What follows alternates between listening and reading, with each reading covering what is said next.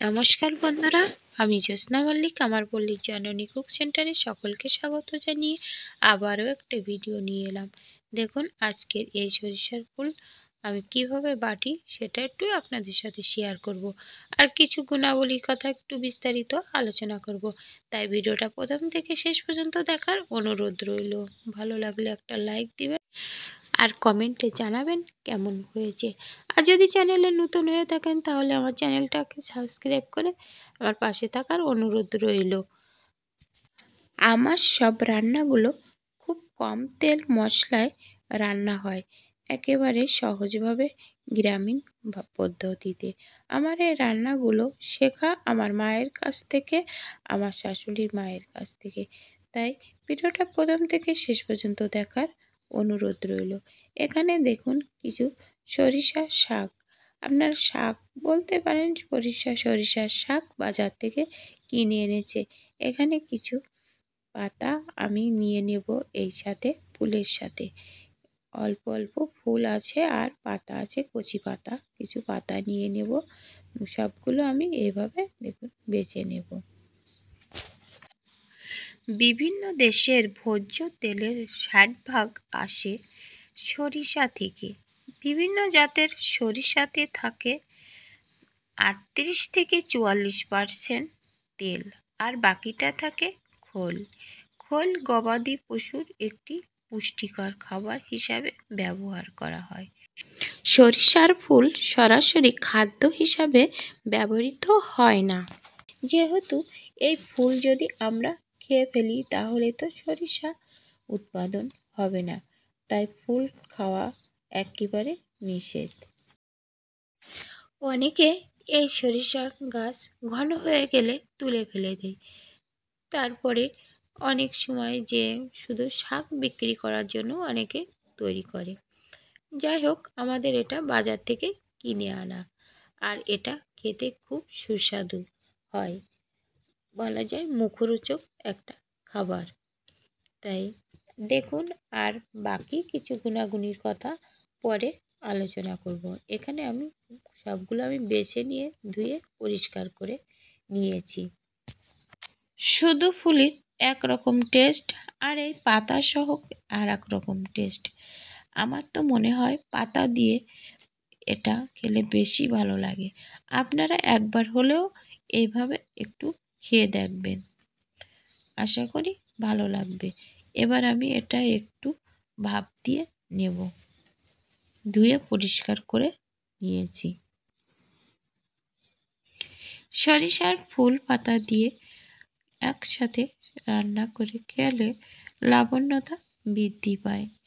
এবার দেখুন, আমি চিংড়ি মাছ নিয়েছি। চিংড়ি মাছগুলো আমি ভেজে নিলাম লবণ হলুদ দিয়ে। এবার আমি এটা উঠিয়ে নেব।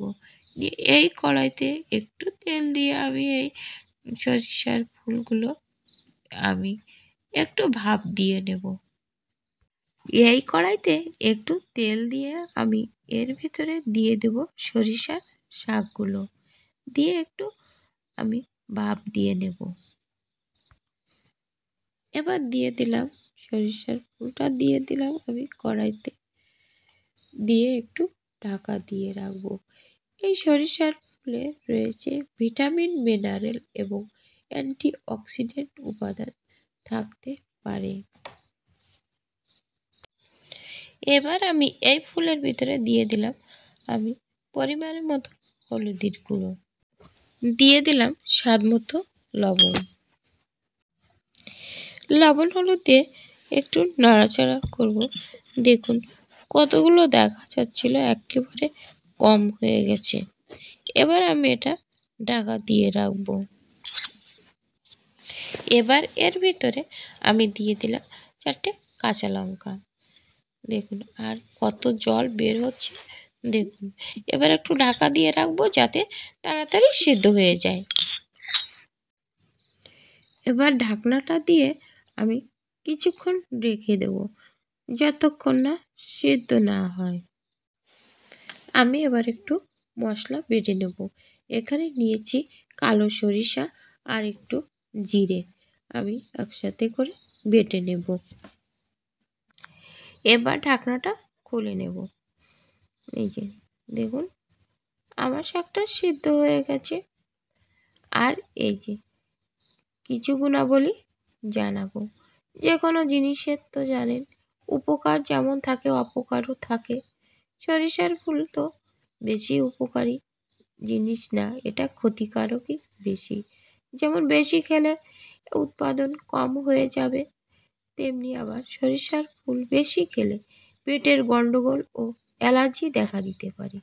সরিষার ফুল খাওয়ার পর যদি শারীরিক কোনো সমস্যা দেখা দেয়, যেমন বমি বমি ভাব, মাথা ঘোরা বা শ্বাসকষ্ট, তবে দ্রুত চিকিৎসকের সঙ্গে যোগাযোগ করা উচিত যদি এগুলো সমস্যা আপনাদের থেকে থাকে।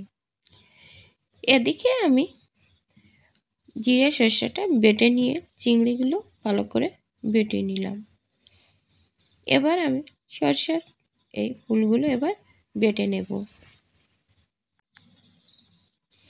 এবার আমি জিরে আর সর্ষেটা এই যে বেটে নিয়েছি দেখুন। এবার চিংড়িগুলো আমি বেটে নিলাম দেখুন। চিংড়িগুলো আমি বেটে নিয়েছি। এবার আমি সর্ষের ফুলগুলো আমি বেটে নেব। এবার দেখুন সেই সর্ষের ফুল দিয়ে পাতা দিয়ে আমি এটাও বাটা হয়ে গেল দেখুন। এবার একসাথে মিক্সড করব দেখুন। এদিকে কড়াইটাও পরিষ্কার করা হয়ে গেছে আমার দেখুন। কড়াইটা পরিষ্কার করে আমি এবার কড়াইতে 1 চামচ মতো সরিষার তেল দিলাম দেখুন। তেলটা একটু গরম হলে আমি এই তেলের ভিতরে দিয়ে দিলাম একটু জিরে দেখুন। এবার একটু নাড়াচাড়া করে আমি দিয়ে দিলাম এবার সেই আমার বেটে রাখা সেই সরিষার ফুল আর চিংড়ি মাছ মশলা সব একসাথে দিয়ে মিশিয়ে দেব। দিয়ে দিলাম তেলের ভিতরে। তেলের ভিতরে দিয়ে বেশ সময় নাড়াচাড়া করতে হবে হালকা আঁচে। বেশি জাল দিলে কিন্তু নিচের থেকে লেগে যাবে, তাই আস্তে আস্তে জাল দিয়ে এটা মিশিয়ে নিতে হবে একটু সময় ধরে। এটা খেতে কিন্তু খুব সুন্দর লাগে, সবাই এটা পছন্দ করে। একবার হলেও আপনারা এভাবে একটু তৈরি করে খাবেন। এই যে দেখুন, যে সকল বন্ধুরা আমাকে প্রতিনিয়ত উৎসাহিত করছেন, আমাকে আমার পাশে আছেন, তাদেরকে জানাই অনেক অনেক ধন্যবাদ। আর যে সকল নতুন বন্ধুরা আছেন তারা আমার চ্যানেলটা সাবস্ক্রাইব করে পাশে থাকার অনুরোধ রইল। আর ভিডিওটা ভালো লাগলে একটা লাইক দিবেন। পুরো ভিডিওটা দেখে ভিডিও সম্পর্কে কমেন্ট করার অনুরোধ রইল। আমার হয়ে গেছে সর্ষে ফুল বাটা কমপ্লিট, রান্না শেষ হয়ে গেছে। আমি এবার গ্যাসটা বন্ধ করব। দেখুন কড়াই থেকে কেমন ছেড়ে ছেড়ে দিয়েছে, একদম কড়াইতে লেগে নেই। এ পর্যায়ে আমি গ্যাসটা বন্ধ করে নামিয়ে নেব। সর্ষের ফুল বাটা আমার রেডি হয়ে গেছে। দেখুন কি সুন্দর হয়েছে দেখতে, খেতেও খুব সুন্দর। আশা করি আপনাদের ভিডিওটা ভালো লেগেছে। ভালো লাগলে একটা লাইক দিবেন আর কমেন্টে জানাবেন কেমন হয়েছে। আর একবার হলেও এভাবে আপনারা একটু তৈরি করে খাওয়ার আমি অনুরোধ করলাম। আজ এ পর্যন্ত, দেখা হবে অন্য কোনো ভিডিওতে। নমস্কার বন্ধুরা, ততক্ষণে ভালো থাকেন, সুস্থ থাকেন।